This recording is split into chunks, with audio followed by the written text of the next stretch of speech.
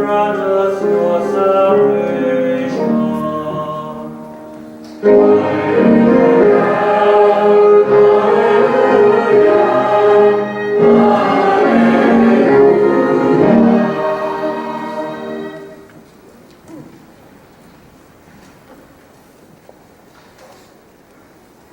The Lord be with you. And with your spirit. A reading from the Holy Gospel according to Matthew. Glory to you, Lord. Jesus said to his disciples, "As it was in the days of Noah, so it will be at the coming of the Son of Man. In those days before the flood, they were eating and drinking, marrying and giving in marriage, up to the day that Noah entered the ark. They did not know until the flood came and carried them all away. So will it be also at the coming of the Son of Man. 2 men will be out in the field, one will be taken and one will be left. 2 women will be grinding at the mill, one will be taken and one will be left.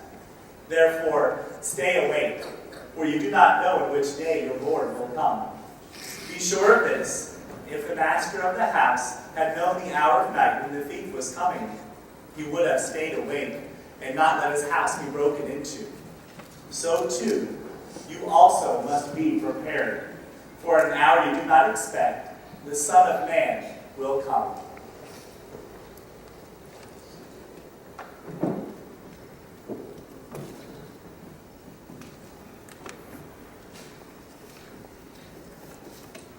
The Gospel of the Lord.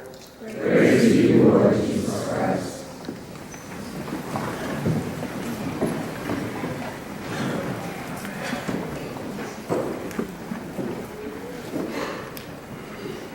In our Gospel this morning, we hear about our Lord telling about, okay, an hour you do not expect, the Son of Man will come again.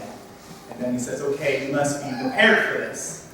Now, we hear this, and despite what some left-behind folks, that sort of thing, would say, this is not about the rapture, but instead it's about the general judgment at the end of time, when everything ends and our Lord comes again and then judges everybody. He says, some will be taken and some will be left. And, okay, we have a lot of things going on in this gospel, but it doesn't seem to fit today as our first Sunday of Advent. Of course, Advent's about we have our wreath, we have our candles, and we're preparing for Christmas.